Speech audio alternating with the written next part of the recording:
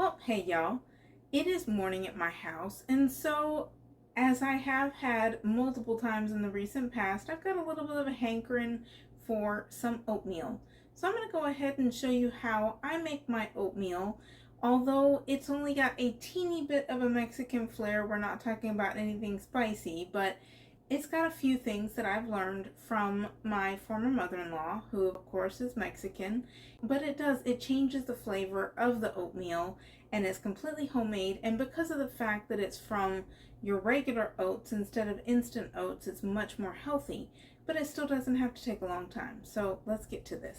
Now, of course, I've got my little pot here, and while certainly the amount of water you can use as much as is stated that you should use on the box of oats, I like it to be a little bit more liquidy in my oatmeal. I just like it like that.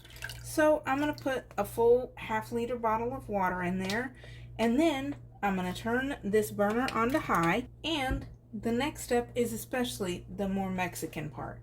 I take whole canela, which is your cinnamon sticks, and I just put it in the water. And of course, once it's in the water, that's going to flavor the water, which is going to incorporate that flavor into the oatmeal.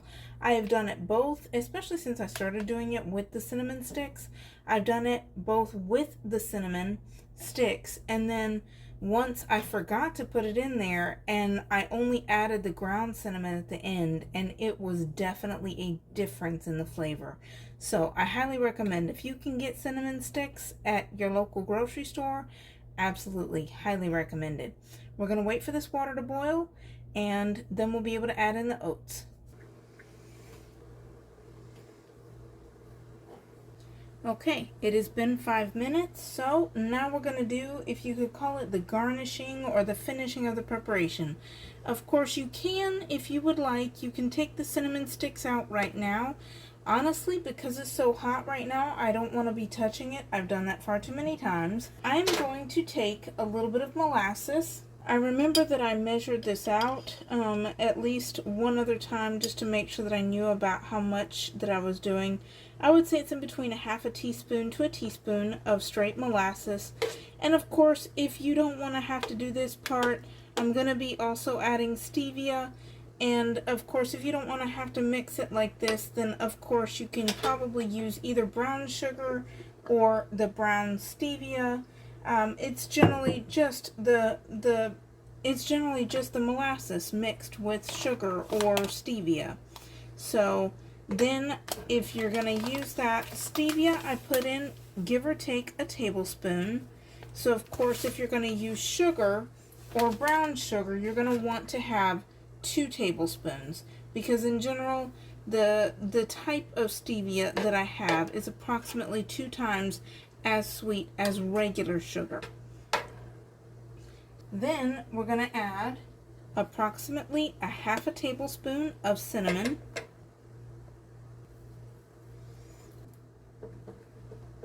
Now, of course, obviously, before you actually eat it, you're going to want to taste test and, add any more. If it's too sweet, add just a teeny bit of salt, or add a little bit more, half and half. Obviously, there's always plenty of ways to change things up. The last step for me is some half and half to taste. I can't say how much that is because I never did measure it. So after this, I'm going to try it, see what it tastes like, make sure that it's a good balance, and if so, I'm going to dump it into my bowl. Pretty good.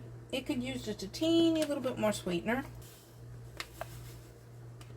And that's good, and I'm going to add just a little bit more of that cinnamon. It's got a good hint of it, but I want just a teeny little bit more. And this is pretty much ready to serve. The only other thing that I now add, and I do believe that generally most Hispanics also enjoy, I'm not going to say all because generalizations are never correct. Last but not least,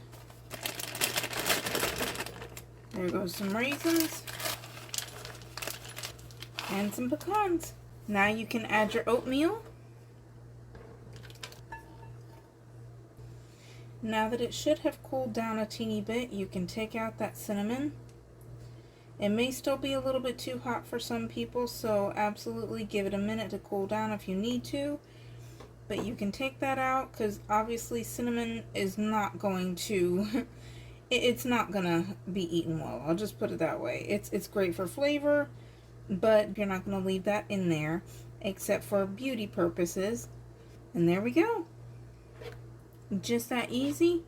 Done in barely over 5 minutes. And even if you use regular sugar, it's going to be more healthy than that prepackaged, very processed stuff.